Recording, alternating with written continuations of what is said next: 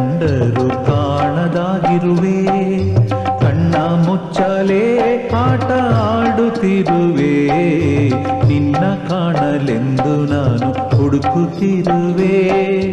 ಬಾಬಾನ ಆಟದಲ್ಲಿ ನಾನು ಮಗುವೆ.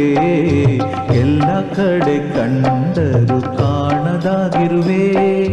ಕಣ್ಣ ಮುಚ್ಚಾಲೆ ಆಟ ಆಡುತ್ತಿರುವೆ.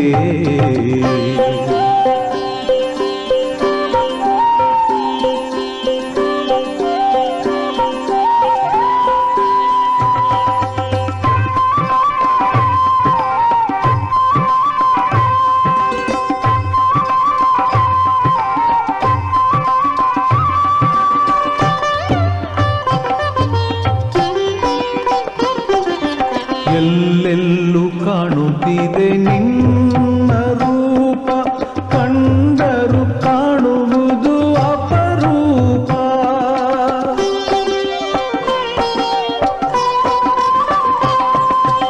ಎಲ್ಲೆಲ್ಲೂ ಕಾಣುತ್ತಿದೆ ನಿನ್ನ ರೂಪ. ಕಂಡರೂ ಕಾಣುವುದು ಅಪರೂಪ. ಎಲ್ಲೆಲ್ಲೂ ಬೆಳಗುತ್ತಿದೆ ನಿನ್ನ ದೀಪ. ಬೆಳಕನ್ನು ಹಿಡಿಯುವುದೇ ಪುಟ್ಟ ಪಾಪ. ಎಲ್ಲ ಕಡೆ ಕಂಡರೂ ಕಾಣದಾಗಿರುವೆ. ಕಣ್ಣ ಮುಚ್ಚಾಲೆ ಆಟ ಆಡುತ್ತಿರುವೆ.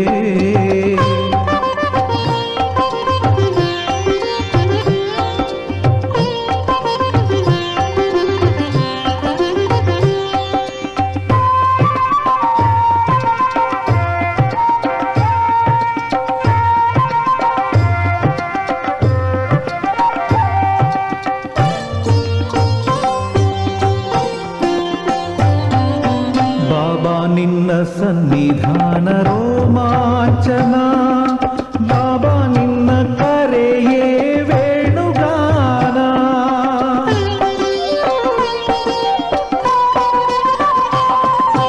ಬಾಬಾ ನಿನ್ನ ಸನ್ನಿಧಾನ ರೋಮಾಂಚನ. ಬಾಬಾ ನಿನ್ನ ಕರೆಯೇ ವೇಣುಗಾನ. ಬಾಬಾ ನಿನ್ನ ಗುಣಗಾನ ಮನದ ಧ್ಯಾನ. ಎಂದೆಂದು ನಮಗೆಲ್ಲ ಅಮೃತ ಪಾನ. ಎಲ್ಲ ಕಡೆ ಕಂಡರೂ ಕಾಣದಾಗಿರುವೆ. ಕಣ್ಣ ಮುಚ್ಚಾಲೆ ಆಟ ಆಡುತ್ತಿರುವೆ.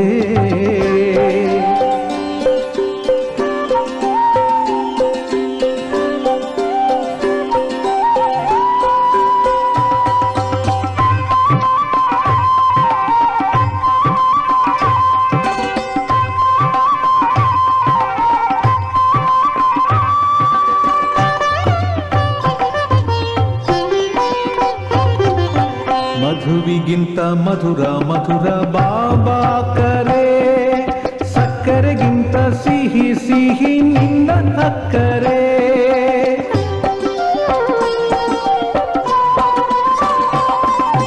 ಮಧುವಿಗಿಂತ ಮಧುರ ಮಧುರ ಬಾಬಾ ಕರೆ. ಸಕ್ಕರೆಗಿಂತ ಸಿಹಿ ಸಿಹಿ ನಿನ್ನ ಅಕ್ಕರೆ. ಬೆಳದಿಂಗಳಂಥ ಬೆಳಕು ನೀನು ನಕ್ಕರೆ. ಸ್ವರ್ಗವು ಈಧರೆ ನೀನು ಸಿಕ್ಕರೆ. ಎಲ್ಲ ಕಡೆ ಕಂಡರೂ ಕಾಣದಾಗಿರುವೆ. ಕಣ್ಣ ಮುಚ್ಚಾಲೆ ಆಟ ಆಡುತ್ತಿರುವೆ. ನಿನ್ನ ಕಾಣಲೆಂದು ನಾನು ಹುಡುಕುತ್ತಿರುವೆ. ಬಾಬಾನ ಆಟದಲ್ಲಿ ನಾನು ಮಗುವೆ. ಎಲ್ಲ ಕಡೆ ಕಂಡರೂ ಕಾಣದಾಗಿರುವೆ. ಕಣ್ಣ ಮುಚ್ಚಾಲೆ ಆಟ ಆಡುತ್ತಿರುವೆ.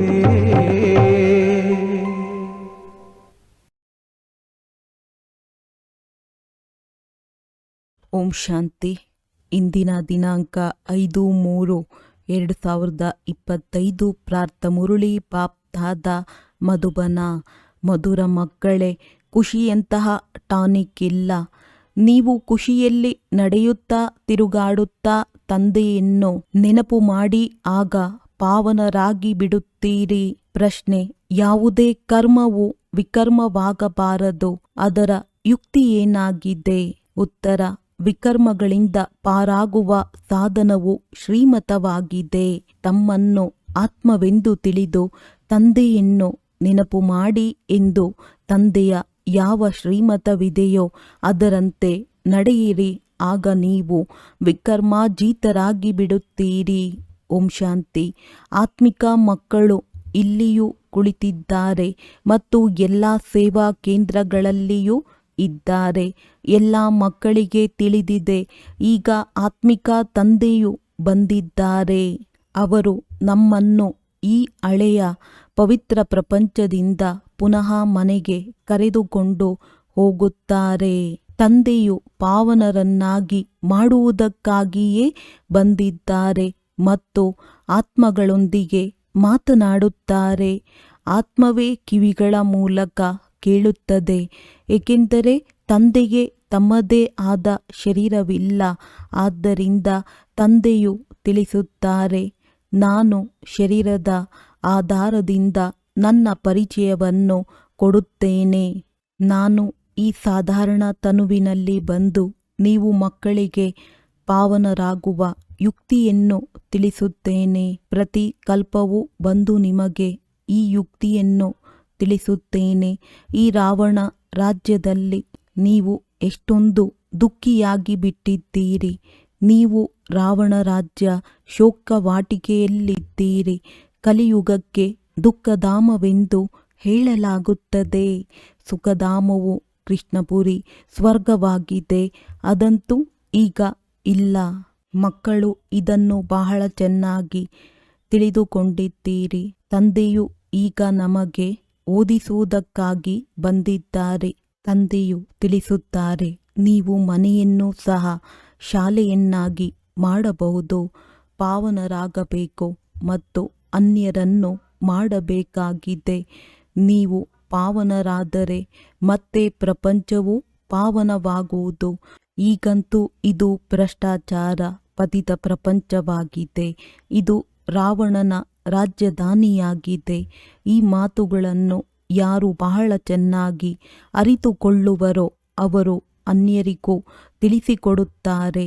ತಂದೆಯಂತೂ ಇಷ್ಟೇ ತಿಳಿಸುತ್ತಾರೆ, ಮಕ್ಕಳೇ, ತಮ್ಮನ್ನು ಆತ್ಮವೆಂದು ತಿಳಿದು ತಂದೆಯಾದ ನನ್ನನ್ನು ನೆನಪು ಮಾಡಿ ಅನ್ಯರಿಗೂ ಸಹ ಈ ರೀತಿಯಾಗಿ ತಿಳಿಸಿಕೊಡಿ. ತಂದೆಯು ಬಂದಿದ್ದಾರೆ. ನೀವು ನನ್ನನ್ನು ನೆನಪು ಮಾಡಿದರೆ ಪಾವನರಾಗಿ ಬಿಡುತ್ತೀರೆಂದು ತಿಳಿಸುತ್ತಾರೆ. ಅಂದಾಗ ಯಾವುದೇ ಆಸುರಿ ಕರ್ಮವನ್ನು ಮಾಡಬೇಡಿ. ಮಾಯೆಯು ನಿಮ್ಮಿಂದ ಯಾವ ಪತಿತ ಕರ್ಮವನ್ನು ಮಾಡಿಸುವುದೋ ಅದು ಅವಶ್ಯವಾಗಿ ವಿಕರ್ಮವೇ ಆಗುವುದು. ಮೊಟ್ಟ ಮೊದಲನೆಯದಾಗಿ ಈಶ್ವರನು ಸರ್ವವ್ಯಾಪಿಯೆಂದು ಯಾವ ಮಾತನ್ನು ಹೇಳಿದರೋ ಇದನ್ನು ಸಹ ಮಾಯೆಯೇ ಹೇಳಿಸಿತ್ತಲ್ಲವೇ. ಮಾಯೆಯು ನಿಮ್ಮಿಂದ ಪ್ರತಿಯೊಂದು ಮಾತಿನಲ್ಲಿ ವಿಕರ್ಮವನ್ನು ಮಾಡಿಸುತ್ತದೆ. ಕರ್ಮ ಅಕರ್ಮ ವಿಕರ್ಮದ ರಹಸ್ಯವನ್ನು ತಿಳಿಸಲಾಗಿದೆ. ಶ್ರೀಮತದನುಸಾರ ನೀವು ಅರ್ಧಕಲ್ಪ ಸುಖವನ್ನನುಭವಿಸಿದ್ದೀರಿ. ಇನ್ನರ್ಧಕಲ್ಪ ರಾವಣನ ಮತದ ಮೇಲೆ ದುಃಖವನ್ನು ಭೋಗಿಸುತ್ತೀರಿ. ಈ ರಾವಣ ರಾಜ್ಯದಲ್ಲಿ ನೀವು ಯಾವ ಭಕ್ತಿ ಮಾಡುತ್ತೀರಿ ಅದರಿಂದ ಕೆಳಗಿಳಿಯುತ್ತಲೇ ಬರುತ್ತೀರಿ. ನೀವು ಈ ಮಾತುಗಳನ್ನು ಅರಿತುಕೊಂಡಿರಲಿಲ್ಲ. ಸಂಪೂರ್ಣ ಕಲ್ಲು ಬುದ್ಧಿಯವರಾಗಿದ್ದೀರಿ. ಕಲ್ಲು ಬುದ್ಧಿ ಮತ್ತು ಪಾರಸ ಬುದ್ಧಿ ಎಂದು ಹೇಳುತ್ತಾರಲ್ಲವೇ. ಭಕ್ತಿ ಮಾರ್ಗದಲ್ಲಿಯೂ ಏ ಈಶ್ವರ, ಇವರಿಗೆ ಸದ್ಬುದ್ಧಿಯನ್ನು ನೀಡು, ಅದರಿಂದ ಈ ಯುದ್ಧ ಮೊದಲಾದವುಗಳನ್ನು ನಿಲ್ಲಿಸಲಿ ಎಂದು ಬೇಡುತ್ತಾರೆ. ನೀವು ಮಕ್ಕಳು ತಿಳಿದುಕೊಂಡಿದ್ದೀರಿ. ತಂದೆಯು ಈಗ ಬಹಳ ಒಳ್ಳೆಯ ಬುದ್ಧಿಯನ್ನು ಕೊಡುತ್ತಿದ್ದಾರೆ. ತಂದೆಯು ತಿಳಿಸುತ್ತಾರೆ, ಮಧುರ ಮಕ್ಕಳೇ, ನಿಮ್ಮ ಆತ್ಮವು ಯಾವುದು ಪತಿತವಾಗಿದೆಯೋ ಅದನ್ನು ನೆನಪಿನ ಯಾತ್ರೆಯಿಂದ ಪಾವನ ಮಾಡಿಕೊಳ್ಳಬೇಕಾಗಿದೆ. ಬಲೆ ಓಡಾಡಿ ತಿರುಗಾಡಿ ತಂದೆಯ ನೆನಪಿನಲ್ಲಿದ್ದು ನೀವು ಎಷ್ಟು ದೂರ ಕಾಲ್ನಡಿಗೆಯಲ್ಲಿ ಹೋದರೂ ಸಹ ನಿಮಗೆ ಶರೀರವೂ ಸಹ ಮರೆತು ಹೋಗುತ್ತದೆ. ಖುಷಿಯಂತಹ ಟಾನಿಕ್ ಬೇರೆ ಇಲ್ಲವೆಂದು ಗಾಯನ ಮಾಡುತ್ತಾರೆ. ಮನುಷ್ಯರು ಹಣ ಸಂಪಾದನೆಗಾಗಿ ಎಷ್ಟೊಂದು ದೂರದವರೆಗೆ ಹೋಗುತ್ತಾರೆ. ಇಲ್ಲಿ ನೀವು ಎಷ್ಟೊಂದು ಧನವಂತರು, ಸಂಪತ್ತಿವಂತರಾಗುತ್ತೀರಿ. ತಂದೆಯು ತಿಳಿಸುತ್ತಾರೆ, ನಾನು ಕಲ್ಪವೂ ಬಂದು ನೀವಾತ್ಮಗಳಿಗೆ ನನ್ನ ಪರಿಚಯವನ್ನು ಕೊಡುತ್ತೇನೆ. ಈ ಸಮಯದಲ್ಲಿ ಎಲ್ಲರೂ ಪತಿತರಾಗಿದ್ದಾರೆ. ಪಾವನರನ್ನಾಗಿ ಮಾಡಲು ಬನ್ನಿ ಎಂದು ತಂದೆಯನ್ನು ಕರೆಯುತ್ತಿರುತ್ತಾರೆ. ಆತ್ಮವೇ ತಂದೆಯನ್ನು ಕರೆಯುತ್ತದೆ. ಈ ರಾವಣ ರಾಜ್ಯದಲ್ಲಿ, ಶೋಕವಾಟಿಕೆಯಲ್ಲಿ ಎಲ್ಲರೂ ದುಃಖಿಯಾಗಿದ್ದಾರೆ. ಇಡೀ ವಿಶ್ವದಲ್ಲಿಯೇ ರಾವಣ ರಾಜ್ಯವಿದೆ. ಈ ಸಮಯದಲ್ಲಿ ಇರುವುದೇ ತಮೋಪ್ರಧಾನ ಸೃಷ್ಟಿ. ಸತೋಪ್ರಧಾನ ದೇವತೆಗಳ ಚಿತ್ರಗಳೂ ಇವೆ. ಅವರ ಗಾಯನವೂ ಇದೆ. ಶಾಂತಿಧಾಮ, ಸುಖಧಾಮಕ್ಕೆ ಹೋಗುವುದಕ್ಕಾಗಿ ಮನುಷ್ಯರು ಎಷ್ಟೊಂದು ತಲೆಕೆಡಿಸಿಕೊಳ್ಳುತ್ತಾರೆ. ಆದರೆ ಭಗವಂತನು ಹೇಗೆ ಬಂದು ಭಕ್ತಿಯ ಫಲವನ್ನು ಕೊಡುವರೆಂದು ಯಾರೂ ಅರಿತುಕೊಂಡಿಲ್ಲ. ನೀವೀಗ ತಿಳಿದುಕೊಳ್ಳುತ್ತೀರಿ. ನಮಗೆ ಭಗವಂತನಿಂದ ಫಲವು ಸಿಗುತ್ತಿದೆ.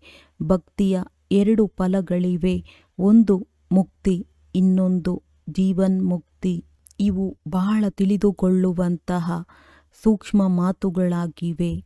ಯಾರು ಆರಂಭದಿಂದ ಹಿಡಿದು ಬಹಳ ಭಕ್ತಿ ಮಾಡಿರುವರೋ ಅವರು ಜ್ಞಾನವನ್ನು ಸಹ ತಿಳಿದುಕೊಳ್ಳುತ್ತಾರೆ.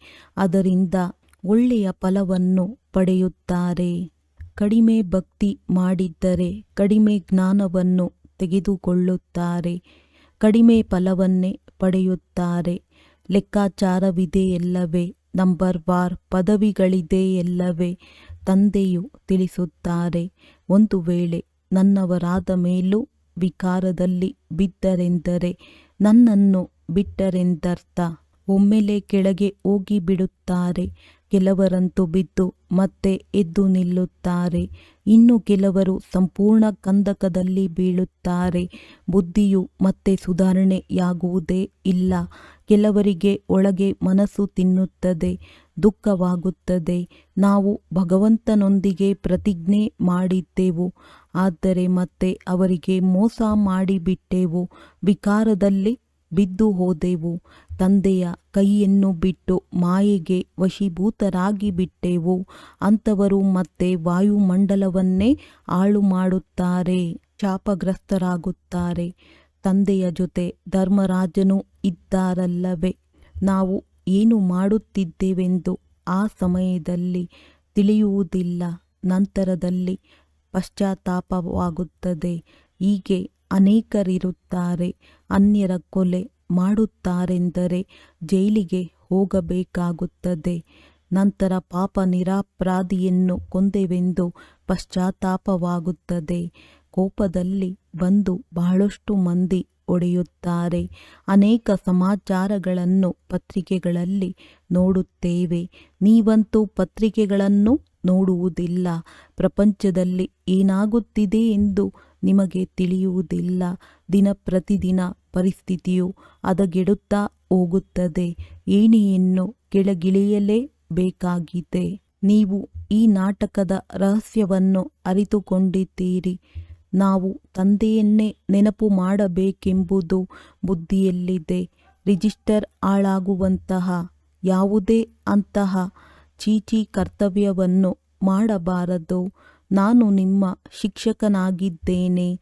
ಶಿಕ್ಷಕರ ಬಳಿ ವಿದ್ಯಾರ್ಥಿಗಳ ವಿದ್ಯಾಭ್ಯಾಸದ ಮತ್ತು ನಡವಳಿಕೆಯ ಎಲ್ಲ ರೆಕಾರ್ಡ್ಗಳು ಇರುತ್ತವೆ ಎಲ್ಲವೇ? ಕೆಲವರ ನಡವಳಿಕೆಯು ಬಹಳ ಚೆನ್ನಾಗಿರುತ್ತದೆ, ಕೆಲವರದ್ದು ಕಡಿಮೆ, ಇನ್ನೂ ಕೆಲವರದ್ದು ಬಹಳ ಕೆಟ್ಟ ಚಲನೆ ಇರುತ್ತದೆ. ನಂಬರ್ವಾರ್ ಇರುತ್ತಾರಲ್ಲವೇ? ಇಲ್ಲಿಯೂ ಸಹ ಪಾರಲೌಕಿಕ ತಂದೆಯು ಎಷ್ಟೊಂದು ಚೆನ್ನಾಗಿ ಓದಿಸುತ್ತಾರೆ. ಅವರು ಪ್ರತಿಯೊಬ್ಬರ ಚಲನವಲನವನ್ನು ಅರಿತಿದ್ದಾರೆ. ನಮ್ಮಲ್ಲಿ ಈ ವ್ಯತ್ಯಾಸವಿದೆ ಹಾಗೂ ಹವ್ಯಾಸವಿದೆ. ಇದರ ಕಾರಣವೇ ನಾವು ಅನುತ್ತೀರ್ಣರಾಗುತ್ತೇವೆಂದು ತಾವು ತಿಳಿದುಕೊಳ್ಳಬಹುದು. ಪ್ರತಿಯೊಂದು ಮಾತನ್ನು ತಂದೆಯು ಸ್ಪಷ್ಟ ಮಾಡಿ ತಿಳಿಸುತ್ತಾರೆ. ಪೂರ್ಣ ರೀತಿಯಿಂದ ವಿದ್ಯೆಯನ್ನು ಓದುವುದಿಲ್ಲ. ಅನ್ಯರಿಗೆ ದುಃಖ ಕೊಡುತ್ತೀರೆಂದರೆ ದುಃಖಿಯಾಗಿಯೇ ಸಾಯುವಿರಿ. ಪದವಿಯು ಭ್ರಷ್ಟವಾಗುವುದು. ಬಹಳ ಶಿಕ್ಷೆಯನ್ನು ಅನುಭವಿಸುತ್ತೀರಿ.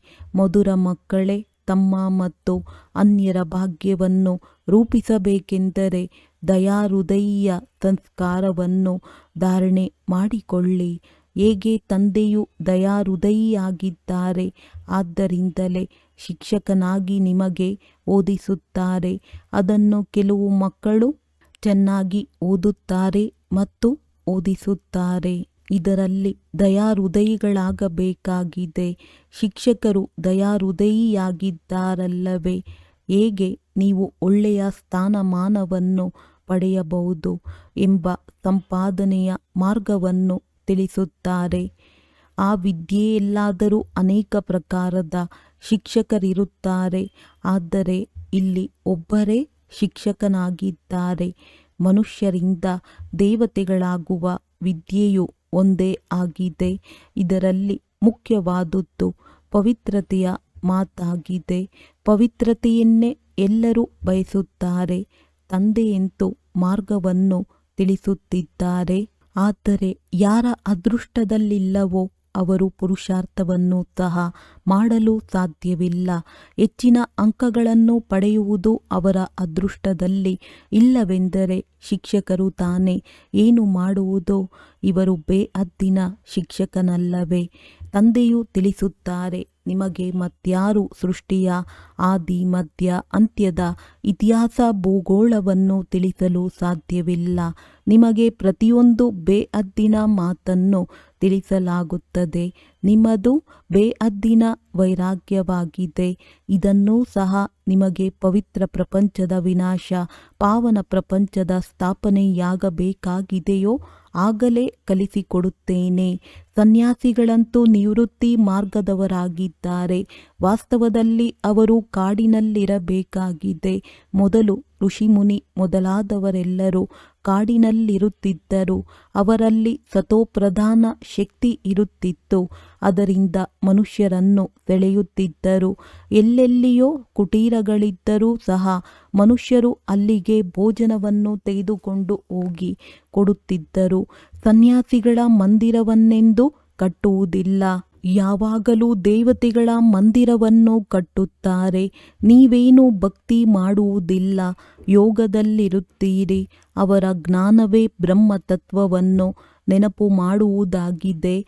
ನಾವು ಬ್ರಹ್ಮತತ್ವದಲ್ಲಿ ಲೀನವಾಗಿ ಬಿಡಬೇಕೆಂದು ತಿಳಿಯುತ್ತಾರೆ. ಆದರೆ ತಂದೆಯ ವಿನಃ ಮತ್ಯಾರೂ ಅಲ್ಲಿಗೆ ಕರೆದುಕೊಂಡು ಹೋಗಲು ಸಾಧ್ಯವಿಲ್ಲ. ತಂದೆಯು ಸಂಗಮ ಯುಗದಲ್ಲಿಯೇ ಬರುತ್ತಾರೆ. ಬಂದು ದೇವಿ ದೇವತಾ ಧರ್ಮದ ಸ್ಥಾಪನೆ ಮಾಡುತ್ತಾರೆ. ಉಳಿದೆಲ್ಲ ಆತ್ಮಗಳು ಹಿಂತಿರುಗಿ ಹೊರಟು ಹೋಗುತ್ತಾರೆ. ಏಕೆಂದರೆ ನಿಮಗಾಗಿ ಹೊಸ ಪ್ರಪಂಚವೂ ಬೇಕಲ್ಲವೇ? ಹಳೆಯ ಪ್ರಪಂಚದವರಾರೂ ಇರುವಂತಿಲ್ಲ. ನೀವು ಇಡೀ ವಿಶ್ವದ ಮಾಲೀಕರಾಗುತ್ತೀರಿ. ಇದು ಸಹ ನಿಮಗೆ ತಿಳಿದಿದೆ. ನಮ್ಮ ರಾಜ್ಯವಿದ್ದಾಗ ಇಡೀ ವಿಶ್ವದಲ್ಲಿ ನಾವೇ ಇದ್ದೆವು, ಮತ್ಯಾವ ಖಂಡವೂ ಇರಲಿಲ್ಲ. ಸತ್ಯಯುಗದಲ್ಲಿ ಬಹಳಷ್ಟು ಜಮೀನಿರುತ್ತದೆ. ಇಲ್ಲಂತೂ ಎಷ್ಟೇ ಜಮೀನು ಇರಲಿ, ಆದರೂ ಸಹ ಸಮುದ್ರವನ್ನು ಒಣಗಿಸಿ ಜಮೀನು ಮಾಡಿಕೊಳ್ಳುತ್ತಿರುತ್ತಾರೆ. ಏಕೆಂದರೆ ಜನಸಂಖ್ಯೆಯು ಹೆಚ್ಚುತ್ತಾ ಹೋಗುತ್ತಿದೆ. ಈ ಸಮುದ್ರವನ್ನು ಒಣಗಿಸುವುದನ್ನು ವಿದೇಶದವರಿಂದ ಕಲಿತಿದ್ದಾರೆ. ಬಾಂಬೆಯಲ್ಲಿ ಮೊದಲು ಏನೂ ಇರಲಿಲ್ಲ. ಇದು ಕೊನೆಯಲ್ಲಿ ಇರುವುದಿಲ್ಲ. ಇವರು ಬ್ರಹ್ಮ ಅನುಭವಿಯಾಗಿದ್ದಾರಲ್ಲವೇ? ತಿಳಿದುಕೊಳ್ಳಿ, ಭೂಕಂಪ ಅಥವಾ ಅತಿ ಸುರಿಮಳೆಯಾಗುತ್ತದೆ ಎಂದರೆ ಮತ್ತೇನು ಮಾಡುತ್ತಾರೆ? ಹೊರಬರುವುದಕ್ಕೆ ಸಾಧ್ಯವಿರುವುದಿಲ್ಲ. ಬಹಳಷ್ಟು ಪ್ರಾಕೃತಿಕ ವಿಕೋಪಗಳಾಗುತ್ತವೆ. ಇಲ್ಲವೆಂದರೆ ಇಷ್ಟೊಂದು ವಿನಾಶವು ಹೇಗಾಗುವುದು? ಸತ್ಯಯುಗದಲ್ಲಿ ಕೇವಲ ಭಾರತವಾಸಿಗಳೇ ಇರುತ್ತಾರೆ. ಇಂದು ಹೇಗಿದೆ, ನಾಳೆ ಏನಾಗುವುದು? ಇದೆಲ್ಲವನ್ನು ನೀವು ಮಕ್ಕಳೇ ತಿಳಿದುಕೊಂಡಿದ್ದೀರಿ. ಈ ಜ್ಞಾನವನ್ನು ಮತ್ಯಾರೂ ತಿಳಿಸಲು ಸಾಧ್ಯವಿಲ್ಲ. ತಂದೆಯು ತಿಳಿಸುತ್ತಾರೆ, ನೀವು ಪತಿತರಾಗಿದ್ದೀರಿ. ಆದ್ದರಿಂದಲೇ ಬಂದು ನಮ್ಮನ್ನು ಪಾವನ ಮಾಡಿ ಎಂದು ನನ್ನನ್ನು ಕರೆಯುತ್ತೀರಿ. ಅಂದಾಗ ಅವಶ್ಯವಾಗಿ ನಾನು ಬರುತ್ತೇನೆ. ಆಗಲೇ ಪಾವನ ಪ್ರಪಂಚವು ಸ್ಥಾಪನೆಯಾಗುವುದಲ್ಲವೇ? ನೀವು ಮಕ್ಕಳು ತಿಳಿದುಕೊಂಡಿದ್ದೀರಿ, ತಂದೆಯೂ ಬಂದಿದ್ದಾರೆ. ಎಷ್ಟು ಒಳ್ಳೆಯ ಯುಕ್ತಿಯನ್ನು ತಿಳಿಸುತ್ತಾರೆ. ಭಗವಾನುವಾಚ ಮನ್ಮನಾಭವ. ದೇಹ ಸಹಿತ ದೇಹದ ಎಲ್ಲ ಸಂಬಂಧಗಳನ್ನು ತೊರೆದು ನನ್ನೊಬ್ಬನನ್ನೇ ನೆನಪು ಮಾಡಿ. ಇದರಲ್ಲಿಯೇ ಪರಿಶ್ರಮವಿದೆ. ಜ್ಞಾನವಂತೂ ಬಹಳ ಸಹಜ. ಇದನ್ನು ಚಿಕ್ಕ ಮಕ್ಕಳು ಸಹ ಬಹುಬೇಗನೆ ನೆನಪು ಮಾಡಿಕೊಳ್ಳುವರು. ಆದರೆ ತಮ್ಮನ್ನು ಆತ್ಮವೆಂದು ತಿಳಿದು ತಂದೆಯನ್ನು ನೆನಪು ಮಾಡುವುದೇ ಪರಿಶ್ರಮವಾಗಿದೆ. ಹಿರಿಯರ ಬುದ್ಧಿಯಲ್ಲಿಯೂ ನಿಲ್ಲುವುದಿಲ್ಲವೆಂದರೆ ಇನ್ನು ಚಿಕ್ಕ ಮಕ್ಕಳು ನೆನಪು ಮಾಡಲು ಹೇಗೆ ಸಾಧ್ಯ? ಬಲೆ ಶಿವಬಾಬಾ ಶಿವಬಾಬಾ ಎಂದು ಹೇಳಬಹುದು, ಆದರೆ ತಿಳುವಳಿಕೆ ಇಲ್ಲ ಅಲ್ಲವೇ? ನಾವು ಬಿಂದುವಾಗಿದ್ದೇವೆ, ತಂದೆಯೂ ಬಿಂದುವಾಗಿದ್ದಾರೆ ಎಂಬುದು ಸ್ಮೃತಿಯಲ್ಲಿ ಬರುವುದು ಪರಿಶ್ರಮವಾಗುತ್ತದೆ. ಇವರನ್ನು ಯಥಾರ್ಥ ರೀತಿಯಲ್ಲಿ ನೆನಪು ಮಾಡಬೇಕಾಗಿದೆ, ಏಕೆಂದರೆ ಇವರು ದೊಡ್ಡ ರೂಪದಲ್ಲಿಲ್ಲ. ತಂದೆಯು ತಿಳಿಸುತ್ತಾರೆ, ಯಥಾರ್ಥ ರೂಪದಲ್ಲಿ ನಾನು ಬಿಂದುವಾಗಿದ್ದೇನೆ. ಆದ್ದರಿಂದ ನಾನು ಯಾರಾಗಿದ್ದೇನೆ, ಹೇಗಿದ್ದೇನೆ ಎಂಬುದನ್ನು ಸ್ಮರಣೆ ಮಾಡುವುದು ಬಹಳ ಪರಿಶ್ರಮವಾಗಿದೆ. ಪರಮಾತ್ಮನು ಬ್ರಹ್ಮತತ್ವವಾಗಿದ್ದಾರೆಂದು ಸನ್ಯಾಸಿಗಳು ಹೇಳುತ್ತಾರೆ ಮತ್ತು ಪರಮಾತ್ಮನು ಚಿಕ್ಕ ಬಿಂದುವಾಗಿದ್ದಾರೆಂದು ನೀವು ಹೇಳುತ್ತೀರಿ. ಇದರಲ್ಲಿ ರಾತ್ರಿ ಹಗಲಿನ ಅಂತರವಿದೆಯಲ್ಲವೇ? ಯಾವ ಬ್ರಹ್ಮತತ್ವದಲ್ಲಿ ನಾವು ಆತ್ಮಗಳು ಇರುತ್ತೇವೆಯೋ ಅದನ್ನೇ ಪರಮಾತ್ಮನೆಂದು ಹೇಳಿಬಿಡುತ್ತಾರೆ. ಇದು ಬುದ್ಧಿಯಲ್ಲಿರಬೇಕು. ನಾನು ಆತ್ಮನಾಗಿದ್ದೇನೆ, ಶಿವತಂದೆಯ ಮಗುವಾಗಿದ್ದೇನೆ. ಈ ಕಿವಿಗಳ ಮೂಲಕ ಕೇಳುತ್ತೇನೆ. ತಂದೆಯು ಈ ಮುಖದಿಂದ ತಿಳಿಸುತ್ತಾರೆ, ನಾನು ಪರಮ ಆತ್ಮನಾಗಿದ್ದೇನೆ. ಅತ್ಯಂತ ದೂರಕ್ಕಿಂತ ದೂರ ದೇಶದ ನಿವಾಸಿಯಾಗಿದ್ದೇನೆ. ನೀವು ಸಹ ಅತಿ ದೂರದ ನಿವಾಸಿಗಳಾಗಿದ್ದೀರಿ. ಆದರೆ ನೀವು ಜನನ ಮರಣದಲ್ಲಿ ಬರುತ್ತೀರಿ, ನಾನು ಬರುವುದಿಲ್ಲ. ನೀವೀಗ ತಮ್ಮ 84 ಜನ್ಮಗಳನ್ನು ಅರಿತುಕೊಂಡಿದ್ದೀರಿ. ತಂದೆಯ ಪಾತ್ರವನ್ನು ಅರಿತಿದ್ದೀರಿ. ಆತ್ಮದ ಗಾತ್ರವು ಚಿಕ್ಕದ್ದು ದೊಡ್ಡದಿರುವುದಿಲ್ಲ. ಆದರೆ ಕಲಿಯುಗದಲ್ಲಿ ಬರುವುದರಿಂದ ಮೈಲಿಗೆಯಾಗುತ್ತದೆ. ಇಷ್ಟು ಸೂಕ್ಷ್ಮ ಆತ್ಮದಲ್ಲಿ ಸಂಪೂರ್ಣ ಜ್ಞಾನವಿದೆ. ತಂದೆಯು ಸೂಕ್ಷ್ಮವಾಗಿದ್ದಾರಲ್ಲವೇ? ಆದರೆ ಅವರಿಗೆ ಪರಮ ಆತ್ಮನೆಂದು ಕರೆಯಲಾಗುತ್ತದೆ. ಅವರು ಜ್ಞಾನ ಸಾಗರನಾಗಿದ್ದಾರೆ. ಬಂದು ನಿಮಗೆ ತಿಳಿಸಿಕೊಡುತ್ತಾರೆ. ಈ ಸಮಯದಲ್ಲಿ ಯಾರು ಓದುತ್ತಿದ್ದೀರಿ? ಕಲ್ಪದ ಹಿಂದೆಯೂ ಸಹ ಓದಿದ್ದೀರಿ. ಇದರಿಂದ ದೇವತೆಗಳಾಗಿದ್ದೀರಿ. ನಿಮ್ಮಲ್ಲಿ ಬಹಳ ದುರಾದೃಷ್ಟವು ಯಾರದ್ದೆಂದರೆ ಯಾರು ಪತಿತರಾಗಿ ತಮ್ಮ ಬುದ್ಧಿಯನ್ನು ಮಲಿನ ಮಾಡಿಕೊಳ್ಳುತ್ತಾರೆ, ಏಕೆಂದರೆ ಧಾರಣೆಯಾಗುವುದಿಲ್ಲ. ಒಳಗೆ ಮನಸ್ಸು ತಿನ್ನುತ್ತಿರುತ್ತದೆ. ಅಂಥವರು ಪವಿತ್ರರಾಗಿ ಎಂದು ಅನ್ಯರಿಗೆ ಹೇಳಲು ಸಾಧ್ಯವಿಲ್ಲ. ಪಾವನರಾಗುತ್ತಾ ಆಗುತ್ತಾ ನಾವು ಸೋಲನ್ನು ಅನುಭವಿಸಿಬಿಟ್ಟೆವು. ಇದ್ದ ಸಂಪಾದನೆಯೆಲ್ಲವೂ ಸಮಾಪ್ತಿಯಾಯಿತೆಂದು ತಮ್ಮನ್ನು ತಿಳಿಯುತ್ತಾರೆ. ಮತ್ತೆ ಮೇಲೇಳುವುದರಲ್ಲಿ ಬಹಳ ಸಮಯ ಹಿಡಿಸುತ್ತದೆ. ಜೋರಾದ ಒಂದೇ ಪೆಟ್ಟು ಒಮ್ಮೆಲೆ ಗಾಯಗೊಳಿಸುತ್ತದೆ. ರಿಜಿಸ್ಟರ್ ಹಾಳಾಗಿ ಬಿಡುತ್ತದೆ. ನೀವು ಮಾಯೆಯಿಂದ ಸೋತು ಹೋದಿರಿ. ನಿಮ್ಮದ್ದು ದುರಾದೃಷ್ಟವಾಗಿದೆ ಎಂದು ತಂದೆಯು ಹೇಳುತ್ತಾರೆ. ಮಾಯಾಜೀತರು ಜಗಜ್ಜೀತರಾಗಬೇಕಾಗಿದೆ. ಜಗಜ್ಜೀತರೆಂದು ಮಹಾರಾಜ ಮಹಾರಾಣಿಗೆ ಹೇಳಲಾಗುತ್ತದೆ, ಪ್ರಜೆಗಳಿಗೆ ಹೇಳುವುದಿಲ್ಲ. ಈಗ ದೈವಿ ಸ್ವರ್ಗದ ಸ್ಥಾಪನೆಯಾಗುತ್ತಿದೆ. ತಮಗಾಗಿ ಯಾರು ಮಾಡಿಕೊಳ್ಳುವರೋ ಅವರು ಪಡೆಯುವರು. ಎಷ್ಟು ಪಾವನರಾಗಿ ಅನ್ಯರನ್ನು ಮಾಡುವರೋ ಬಹಳ ದಾನ ಮಾಡುವವರಿಗೆ ಫಲವಂತೂ ಸಿಗುತ್ತದೆ ಎಲ್ಲವೇ? ದಾನಿಗಳ ಹೆಸರು ಪ್ರಸಿದ್ಧವಾಗುತ್ತದೆ. ಇನ್ನೊಂದು ಜನ್ಮದಲ್ಲಿ ಅಲ್ಪಕಾಲದ ಸುಖವನ್ನು ಪಡೆಯುತ್ತಾರೆ. ಇಲ್ಲಂತೂ 21 ಜನ್ಮಗಳ ಮಾತಾಗಿದೆ. ಪಾವನ ಪ್ರಪಂಚದ ಮಾಲೀಕರಾಗಬೇಕಾಗಿದೆ. ಯಾರು ಪಾವನರಾಗಿದ್ದರೋ ಈಗಲೂ ಅವರೇ ಆಗುತ್ತಾರೆ. ನಡೆಯುತ್ತಾ ನಡೆಯುತ್ತಾ ಮಾಯೆಯು ಪೆಟ್ಟನ್ನು ಕೊಟ್ಟು ಒಮ್ಮೆಲೆ ಬೀಳಿಸಿಬಿಡುತ್ತದೆ. ಮಾಯೆಯೂ ಸಹ ಕಡಿಮೆ ಶಕ್ತಿಶಾಲಿಯಲ್ಲ. 8-10 ವರ್ಷಗಳು ಪವಿತ್ರರಾಗಿದ್ದರು. ಪವಿತ್ರತೆಯ ಮೇಲೆ ಜಗಳವಾಯಿತು. ಅನ್ಯರನ್ನು ಬೀಳುವುದರಿಂದ ಪಾರು ಮಾಡಿದರು. ಆದರೆ ಮತ್ತೆ ತಾವೇ ಬಿದ್ದರೆಂದರೆ ಇದಕ್ಕೆ ಅವರವರ ಅದೃಷ್ಟವೆಂದು ಹೇಳಲಾಗುತ್ತದೆ.